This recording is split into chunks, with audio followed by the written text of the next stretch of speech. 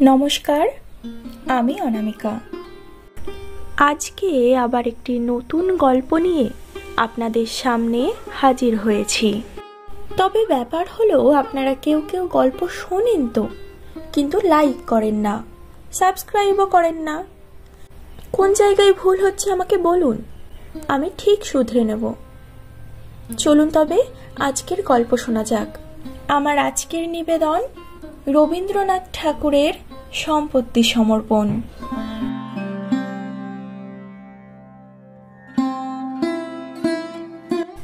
বৃন্দাবন কুণ্ড মহাক্রুদ্ধ হইয়া আসিয়া তাহার বাপকে কহিল, আমি এখনই চলিলাম।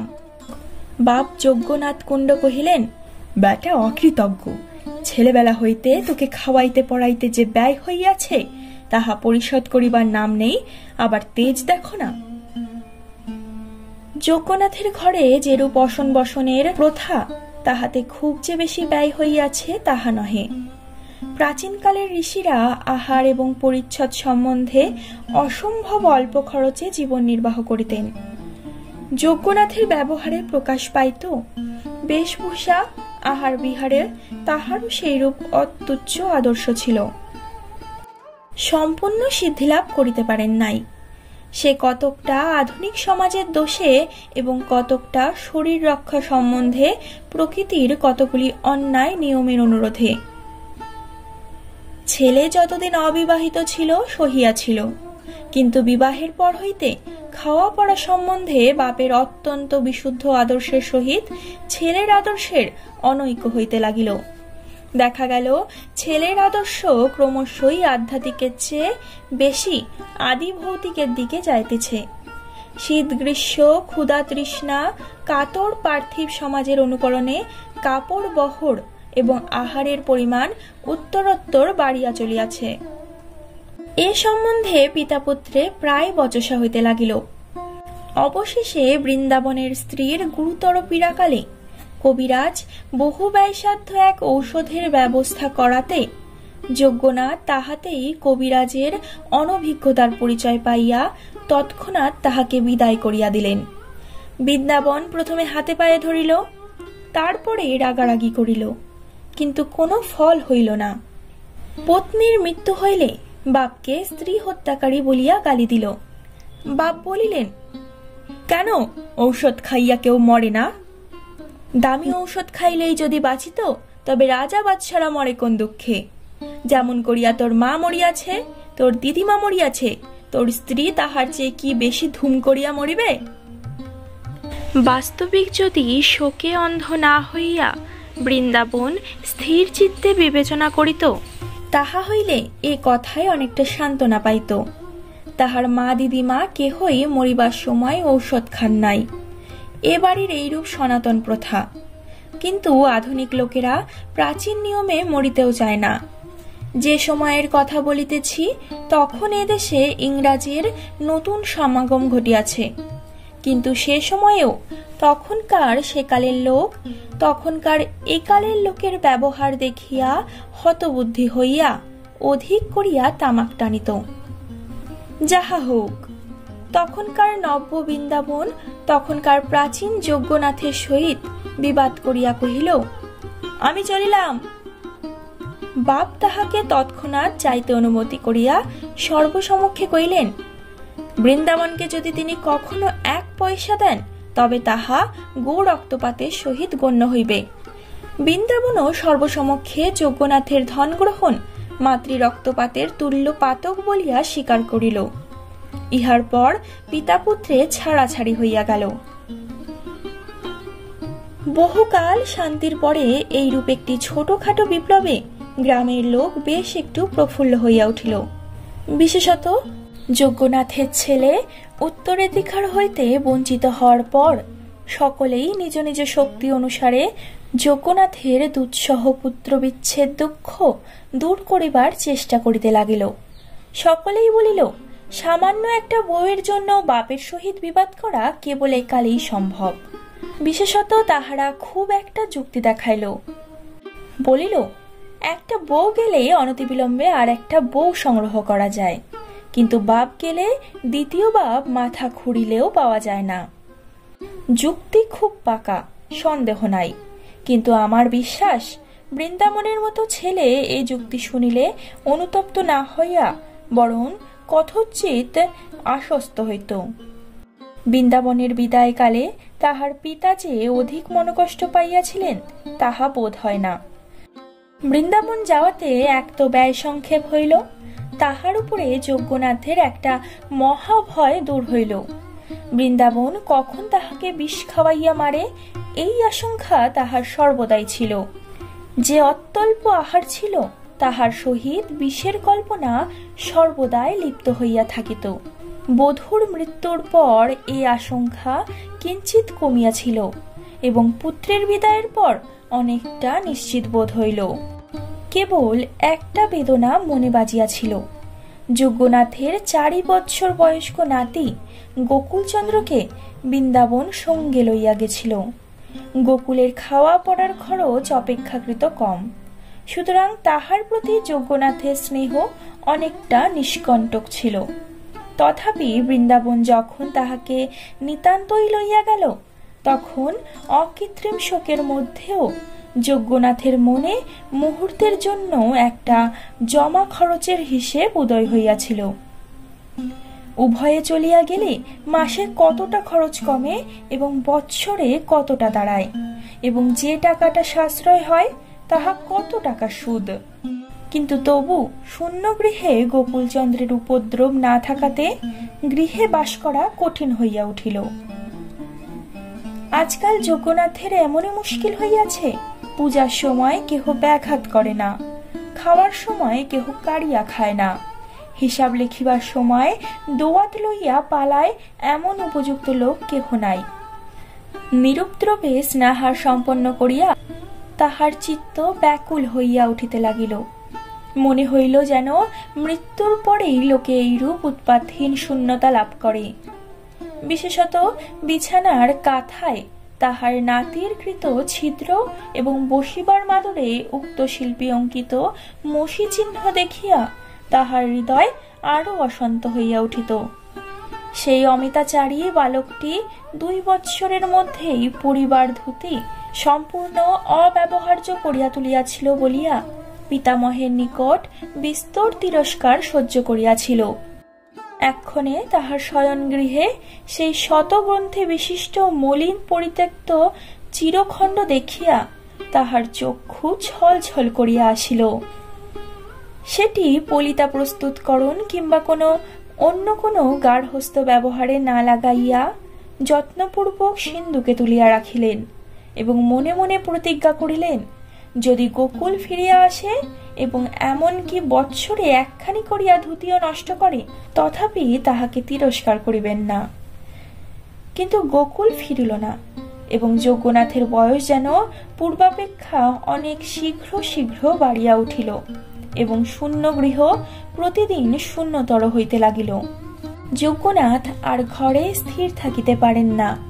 এমনকি মধ্যাহ্নে যখন সকল সম্ভ্রান্ত লোকই আহারান্তে নিদ্রাসুখ লাভ করে, যজ্ঞনাথ হুকাহস্তে পাড়ায় পাড়ায় ভ্রমণ করিয়া বেড়ান। তাহার এই নীরব মধ্যাহ্ন ভ্রমণের সময় পথের ছেলেরা খেলা পরিত্যাগ পূর্বক নিরাপদ স্থানে পলায়ন করিয়া তাহার মিতব্যয়িতা সম্বন্ধে স্থানীয় কবি রচিত বিবিধ ছন্দবদ্ধ রচনা শ্রুতিগম্য উচ্চস্বরে আবৃত্তি করিত। পাছে আহারের ব্যাঘাত ঘটে বলিয়া তাহার পিতৃদত্ত নাম উচ্চারণ করিতে কেহ সাহস করিত না। এজন্যই সকলে স্বেচ্ছামতো তাহার নূতন নামকরণ করিত। বুড়োরা তাহাকে যজ্ঞনাশ বলিতেন, কিন্তু ছেলেরা কেন যেন তাহাকে চামচিকে বলিয়া ডাকিত, তাহার স্পষ্ট কারণ পাওয়া যায় না। বোধ হয় তাহার রক্তহীন শীর্ণ চর্মের সহিত উক্ত খেচরের কোন প্রকার শরীরগত সাদৃশ্য ছিল। একদিন এই রূপে আম্রতরুচ্ছায়া শীতল গ্রামের পথে যজ্ঞনাথ মধ্যাহ্নে বেড়াইতেছিলেন। দেখিলেন একজন অপরিচিত বালক গ্রামের ছেলেদের সর্দার হইয়া উঠিয়া একটা সম্পূর্ণ নূতন উপদ্রবের পন্থা নির্দেশ করিতেছে। অন্যান্য বালকরা তাহার চরিত্রের বল এবং কল্পনার নূতনত্বে অভিভূত হইয়া কায় মনে তাহার বশ মানিয়াছে। অন্য বালকেরা বৃদ্ধকে দেখিয়া যেরূপ খেলায় ভঙ্গ দিত, এ তাহা না করিয়া চট করিয়া আসিয়া যজ্ঞনাথের গায়ের কাছে চাদর ঝাড়া দিল এবং একটা বন্ধনমুক্ত গিরগিটি চাদর হইতে লাফাইয়া পড়িয়া তাহার গা বাহিয়া অরণ্যাভিমুখে পলায়ন করিল। আকস্মিক ত্রাসে বৃদ্ধের সর্বশরীর কণ্টকিত হইয়া উঠিল। ছেলেদের মধ্যে ভারী একটা আনন্দের কলরব পড়িয়া গেল। আর কিছু দূর যাইতে না যাইতে যজ্ঞনাথের স্কন্ধ হইতে হঠাৎ তাহার গামছা অদৃশ্য হইয়া অপরিচিত বালকটির মাথায় পাগড়ির আকার ধারণ করিল। এই অজ্ঞাত মানবকের নিকট হইতে এই প্রকার নূতন প্রণালীর শিষ্টাচার প্রাপ্ত হইয়া যজ্ঞনাথ ভারী সন্তুষ্ট হইলেন। কোন বালকের নিকট হইতে এরূপ অসংখ্য জাতীয়তা তিনি বহুদিন পান নাই। বিস্তর ডাকাডাকি করিয়া এবং নানা মত আশ্বাস দিয়া যজ্ঞনাথ তাহাকে কতকটা আয়ত্ত করিয়া লইলেন। জিজ্ঞাসা করিলেন, তোমার নাম কি? সে বলিল, নিতাই পাল। বাড়ি কোথায়? বলিব না। বাপের নাম কি? বলিব না। কেন বলিবে না? আমি বাড়ি ছাড়িয়া পলাইয়া আসিয়াছি। কেন? আমার বাপ আমাকে পাঠশালায় দিতে চায়। এরূপ ছেলেকে পাঠশালায় দেওয়া যে একটা নিষ্ফল অপব্যয় এবং বাপের বিষয় বুদ্ধিহীনতার পরিচয়, তাহা তৎক্ষণাৎ যজ্ঞনাথের মনে উদয় হইল। যজ্ঞনাথ বলিলেন, আমার বাড়িতে আসিয়া থাকিবে? বালকটি কোনো আপত্তি না করিয়া এমনই নিঃসংকোচে সেখানে আশ্রয় গ্রহণ করিল যেন সে একটা পথপ্রান্তবর্তী তরুতল। কেবল তাহাই নয়, খাওয়া পড়া সম্বন্ধে এমন অম্লান বদনে নিজের অভিপ্রায় মত আদেশ প্রচার করিতে লাগিল যেন পূর্বাহ্নেই তাহার পুরা দাম চুকাইয়া দিয়াছে এবং ইহা লইয়া মাঝে মাঝে গৃহস্বামীর সহিত রীতিমতো ঝগড়া করিত। নিজের ছেলেকে পরাস্ত করা সহজ, কিন্তু পরের ছেলের কাছে যজ্ঞনাথকে হার মানিতে হইল। যজ্ঞনাথের ঘরে নিতাই পালের এই অভাবনীয় সমাদর দেখিয়া গ্রামের লোক আশ্চর্য হইয়া গেল। বুঝিল বৃদ্ধ আর বেশি দিন বাঁচিবে না এবং কোথাকার এই বিদেশি ছেলেটাকেই সমস্ত বিষয় দিয়া যাইবে। বালকের উপর সকলেরই পরম ঈর্ষা উপস্থিত হইল এবং সকলেই তাহার অনিষ্ট করিবার জন্য কত সংকল্প হইল, কিন্তু বৃদ্ধ তাহাকে বুকের পাঁজরের মতো ঢাকিয়া বেড়াইত। ছেলেটা মাঝে মাঝে চলিয়া যাইবে বলিয়া শাসাইত। যজ্ঞনাথ তাহাকে প্রলোভন দেখাইতেন, ভাই, তোকে আমি আমার সমস্ত বিষয় আশয় দিয়াই যাইব। বালকের বয়স অল্প, কিন্তু এই আশ্বাসের মর্যাদা সে সম্পূর্ণ বুঝিতে পারিল। তখন গ্রামের লোকেরা বালকের বাপের সন্ধানে প্রবৃত্ত হইল। তাহারা সকলেই বলিল, আহা, বাপ মার মনে না কত জানি কষ্টই হইতেছে, ছেলেটাও তো পাপিষ্ঠ কম নয়। বলিয়া ছেলেটার উদ্দেশ্যে অকথ্য উচ্চারণে গালি প্রয়োগ করিত। তাহার এতই বেশি ঝাঁজ যে ন্যায় বুদ্ধির উত্তেজনা অপেক্ষা তাহাতে স্বার্থের গাত্রদাহ বেশি অনুভূত হইত। বৃদ্ধ একদিন এক পথিকের কাছে শুনিতে পাইল, দামোদর পাল বলিয়া এক ব্যক্তি তাহার নিরুদ্দিষ্ট পুত্রের সন্ধান করিয়া বেড়াইতেছেন, অবশেষে এই গ্রামের অভিমুখেই আসিতেছে। নিতাই এই সংবাদ শুনিয়া অস্থির হইয়া উঠিল। ভাবি বিষয় আশয় সমস্ত ত্যাগ করিয়া পলায়নোদ্যত হইল। যজ্ঞনাথ নিতাইকে বারংবার আশ্বাস দিয়া কহিলেন, তোমাকে আমি এমন স্থানে লুকাইয়ে রাখিব যে কেহই খুঁজিতে পাইবে না, গ্রামের লোকেরাও না। বালকের ভারী কৌতূহল হইল, কহিল, কোথায়, দেখাইয়া দাও না। যজ্ঞনাথ কহিলেন, এখন দেখাইতে গেলে প্রকাশ হইয়া পড়িবে, রাত্রে দেখাইব। নিতাই এই নতুন রহস্য আবিষ্কারের আশ্বাসে উৎফুল্ল হইয়া উঠিল। বাপ অকৃতকার্য হইয়া চলিয়া গেলেই বালকদের সঙ্গে বাজি রাখিয়া একটা লুকোচুরি খেলিতে হইবে, এইরূপ মনে মনে সংকল্প করিল। কেহ খুঁজিতে পাইবে না, ভারী মজা। বাপ আসিয়া সমস্ত দেশ খুঁজিয়া কোথাও তাহার সন্ধান পাইবে না, সেও খুব কৌতুক। মধ্যাহ্নে যজ্ঞনাথ বালককে গৃহে রুদ্ধ করিয়া কোথায় বাহির হইয়া গেলেন। ফিরিয়া আসিলে নিতাই তাহাকে প্রশ্ন করিয়া করিয়া অস্থির করিয়া তুলিল। সন্ধ্যা হইতে না হইতে বলিল, চলো। যজ্ঞনাথ বলিল, এখনো রাত্রি হয় নাই। নিতাই আবার বলিল, রাত্রি হইয়াছে দাদা, চলো। যজ্ঞনাথ কহিলেন, এখনো পাড়ার লোক ঘুমায় নাই। নিতাই মুহূর্ত অপেক্ষা করিয়া কহিল, এখন ঘুমাইছে, চলো। রাত্রি বাড়িতে লাগিল। নিদ্রাতুর নিতাই বহু কষ্টে নিদ্রা সংবরণের প্রাণপণ চেষ্টা করিয়াও বসিয়া বসিয়া ঢুলিতে আরম্ভ করিল। রাত্রি 2 প্রহর হইলে যজ্ঞনাথ নিতাইয়ের হাত ধরিয়া নিদ্রিত গ্রামের অন্ধকার পথে বাহির হইলেন। আর কোনো শব্দ নাই, কেবল থাকিয়া থাকিয়া কুকুর ঘেউ ঘেউ করিয়া ডাকিয়া উঠিল, এবং সেই শব্দে নিকটে এবং দূরে যতগুলো কুকুর ছিল সকলে তারস্বরে যোগ দিল। মাঝে মাঝে নিশাচর পক্ষী পদ শব্দে ত্রস্ত হইয়া ঝটপট করিয়া বনের মধ্য দিয়া উড়িয়া গেল। নিতাই ভয়ে যজ্ঞনাথের হাত দৃঢ় করিয়া ধরিল। অনেক মাঠ ভাঙিয়া অবশেষে এক জঙ্গলের মধ্যে এক দেবতাহীন ভাঙা মন্দিরে উভয়ে গিয়া উপস্থিত হইল। নিতাই কিঞ্চিত ক্ষুণ্ণ স্বরে কহিল, এইখানে? যেরূপ মনে করিয়াছিল সেরূপ কিছুই নয়, ইহার মধ্যে তেমন রহস্য নাই। পিতৃগৃহ ত্যাগের পর এমন পোড়ো মন্দিরে তাহাকে মাঝে মাঝে রাত্রি যাপন করিতে হইয়াছে। স্থানটা যদিও লুকোচুরি খেলার পক্ষে মন্দ নয়, কিন্তু তবু এখান হইতে সন্ধান করিয়া বাহির করা নিতান্ত অসম্ভব নহে। যজ্ঞনাথ মন্দিরের মধ্য হইতে এক খণ্ড পাথর উঠাইয়া ফেলিলেন। বালক দেখিল নিম্নে একটা ঘরের মতো, এবং সেখানে প্রদীপ জ্বলিতেছে। দেখিয়া অত্যন্ত বিস্ময় এবং কৌতূহল হইল, সেই সঙ্গে ভয়ও করিতে লাগিল। একটি মই বাহিয়া যজ্ঞনাথ নামিয়া গেলেন। তাহার পশ্চাতে নিতাইও ভয়ে ভয়ে নামিল।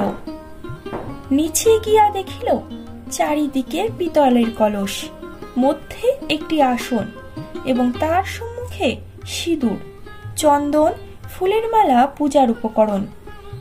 বালক কৌতূহল নিবৃত্তি করিতে গিয়া দেখিল ঘড়ায় কেবল টাকা এবং মোহর। যজ্ঞনাথ কহিল, নিতাই, আমি বলিয়াছিলাম আমার সমস্ত টাকা তোমাকে দিব, আমার অধিক কিছু নাই, তবে এই কটি মাত্র ঘড়া আমার সম্বল। আজ আমি ইহার সমস্তই তোমার হাতে দিব। বালক লাফাইয়া উঠিয়া কহিল, সমস্তই? ইহার একটি টাকাও তুমি লইবে না? যদি লই তবে আমার হাতে যেন কুষ্ঠ হয়, কিন্তু একটা কথা আছে, যদি কখনো আমার নিরুদ্দেশ নাতি গোকুলচন্দ্র কিংবা তাহার ছেলে কিংবা তাহার পৌত্র কিংবা তাহার প্রপৌত্র কিংবা তাহার বংশের কেহ আসে, তবে তাহার কিংবা তাহাদের হাতে এই সমস্ত টাকা গনিয়া দিতে হইবে। বালক মনে করিল যজ্ঞনাথ পাগল হইয়াছে, তৎক্ষণাৎ স্বীকার করিল, আচ্ছা। যজ্ঞনাথ কহিলেন, তবে এই আসনে বইস। কেন? তোমার পূজা হইবে। কেন? এইরূপ নিয়ম। বালক আসনে বসিল। যজ্ঞনাথ তাহার কপালে চন্দন দিলেন, সিঁদুরের টিপ দিয়া দিলেন, গলায় মালা দিলেন, সম্মুখে বসিয়া বিড়বিড় করিয়া মন্ত্র পড়িতে লাগিলেন। দেবতা হইয়া বসিয়া মন্ত্র শুনিতে নিতাইয়ের ভয় করিতে লাগিল। ডাকিল, দাদা। যজ্ঞনাথ কোনো উত্তর না করিয়া মন্ত্র পড়িয়া গেলেন। অবশেষে এক একটি ঘড়া বহু কষ্টে টানিয়া বালকের সম্মুখে স্থাপিত করিয়া উৎসর্গ করিলেন, এবং প্রত্যেকবার বলাইয়া লইলেন, যুধিষ্ঠির কুঞ্জের পুত্র গদাধর কুণ্ড, তৎসপুত্র প্রাণকৃষ্ণ কুণ্ড, তৎসপুত্র পরমানন্দ কুণ্ড, তৎসপুত্র যজ্ঞনাথ কুণ্ড, তৎসপুত্র বৃন্দাবন কুণ্ড, তৎসপুত্র গোকুলচন্দ্র কুণ্ডকে কিংবা তাহার পুত্র অথবা পৌত্র অথবা প্রপৌত্রকে কিংবা তাহার বংশের ন্যায্য উত্তরাধিকারীকে এই সমস্ত টাকা গনিয়া দিব। এইরূপ বারবার আবৃত্তি করিতে করিতে ছেলেটা হতবুদ্ধির মতো হইয়া আসিল। তাহার জিহ্বা ক্রমে জড়াইয়া আসিল। যখন অনুষ্ঠান সমাপ্ত হইয়া গেল তখন দ্বীপের ধূম ও উভয়ের নিঃশ্বাস বায়ুতে সেই ক্ষুদ্র গহ্বর বাষ্পাচ্ছন্ন হইয়া আসিল।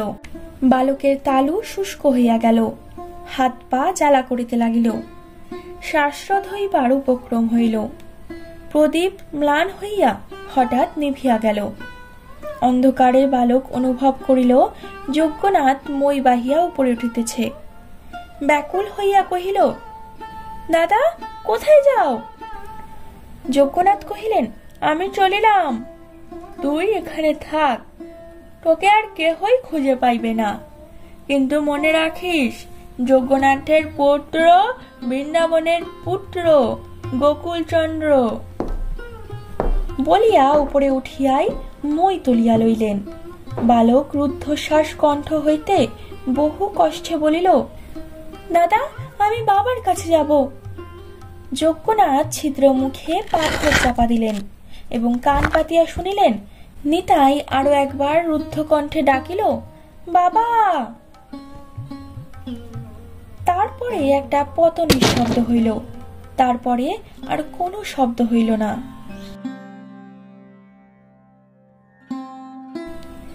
যজ্ঞনাথ এই রূপে যক্ষের হস্তে ধন সমর্পণ করিয়া সেই প্রস্তর খণ্ডের উপর মাটি চাপা দিতে লাগিলেন। তাহার উপর ভাঙা মন্দিরের ইট বালি স্তূপাকার করিলেন। তাহার উপর ঘাসের চাপড়া বসাইলেন, বনের গুল্ম রোপণ করিলেন। রাত্রি প্রায় শেষ হইয়া আসিল, কিন্তু কিছুতেই সে স্থান হইতে নড়িতে পারিলেন না। থাকিয়া থাকিয়া কেবলই মাটিতে কান পাতিয়া শুনিতে লাগিলেন। মনে হইতে লাগিল যেন অনেক দূর হইতে পৃথিবীর অতল স্পর্শ হইতে একটা ক্রন্দন ধ্বনি উঠিতেছে। মনে হইল যেন রাত্রির আকাশ সেই একমাত্র শব্দে পরিপূর্ণ হইয়া উঠিতেছে। পৃথিবীর সমস্ত নিদ্রিত লোক যেন সেই শব্দে শয্যার উপর জাগিয়া উঠিয়া কান পাতিয়া বসিয়া আছে। বৃদ্ধ অস্থির হইয়া কেবলই মাটির উপর মাটি চাপাইতেছে, যেন এমনি করিয়া কোনো মতে পৃথিবীর মুখ চাপা দিতে চাহে। ওই, কে ডাকে? বাবা। বৃদ্ধ মাটিতে আঘাত করিয়া বলে, চুপ কর, সবাই শুনিতে পাইবে। আবার কে ডাকে? বাবা। দেখিল রৌদ্র উঠিয়াছে। ভয়ে মন্দির ছাড়িয়া মাঠে বাহির হইয়া পড়িল। সেখানেও কে ডাকিল, বাবা। যজ্ঞনাথ সচকিত হইয়া পিছনে ফিরিয়া দেখিলেন বৃন্দাবন। বৃন্দাবন কহিল, বাবা, সন্ধান পাইলাম আমার ছেলে তোমার ঘরে লুকাইয়া আছে, তাহাকে দাও। বৃদ্ধ চোখ মুখ বিকৃত করিয়া বৃন্দাবনের উপর ঝুঁকিয়া পড়িয়া বলিল, তোর ছেলে? বৃন্দাবন কহিল, হ্যাঁ, গোকুল। এখন তাহার নাম নিতাই পাল, আমার নাম দামোদর। কাছাকাছি সর্বত্রই তোমার খ্যাতি আছে, সেজন্য আমরা লজ্জায় নাম পরিবর্তন করিয়াছি, নইলে কেউ আমাদের নাম উচ্চারণ করিত না। বৃদ্ধ 10 অঙ্গুলি দ্বারা আকাশ হাতড়াইতে হাতড়াইতে যেন বাতাস আঁকড়িয়া ধরিবার চেষ্টা করিয়া ভূতলে পড়িয়া গেল। চেতনা লাভ করিয়া যজ্ঞনাথ বৃন্দাবনকে মন্দিরে টানিয়া লইয়া গেলেন। কহিলেন, কান্না শুনিতে পাইতেছ? বৃন্দাবন কহিল, না। কান পাতিয়া শোনো দেখি, বাবা বলিয়া কেউ ডাকিতেছে? বৃন্দাবন কহিল, না। বৃদ্ধ তখন যেন ভারী নিশ্চিন্ত হইল। তাহার পর হইতে বৃদ্ধ সকলকে জিজ্ঞাসা করিয়া বেড়ায়, কান্না শুনিতে পাইতেছ? পাগলামির কথা শুনিয়া সকলেই হাসে। অবশেষে বছর 4 পরে বৃদ্ধের মৃত্যুর দিন উপস্থিত হইল। যখন চোখের উপর হইতে জগতের আলো নিবিয়া আসিল এবং শ্বাস রুদ্ধপ্রায় হইল, তখন বিকারের বেগে সহসা উঠিয়া বসিল। একবার 2 হস্ত চারিদিকে হাতড়াইয়া মুমূর্ষ কণ্ঠে কহিল, নিতাই, আমার মইটা কে উঠিয়ে নিলে? সেই বায়ুহীন আলোকহীন মহাগহ্বর হইতে উঠিবার মই খুঁজিয়া না পাইয়া আবার সে ধূপ করিয়া বিছানায় পড়িয়া গেল। সংসারের লুকোচুরি খেলায় যেখানে কাহাকেও খুঁজিয়া পাওয়া যায় না, সেইখানে অন্তর্হিত হইল।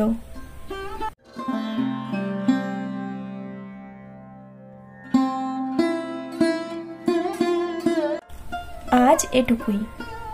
গল্পটি আপনাদের কেমন লাগলো জানাতে ভুলবেন না। যদি কোনো অংশ ভালো লেগে থাকে অবশ্যই একটি সাবস্ক্রাইব করে দেবেন এবং লাইক করে দেবেন। পরবর্তীকালে আরও একটি নতুন গল্প নিয়ে আপনাদের সামনে হাজির হব। ততক্ষণ পর্যন্ত ভালো থাকবেন, সুস্থ থাকবেন, সকলকে ভালো রাখবেন। ধন্যবাদ।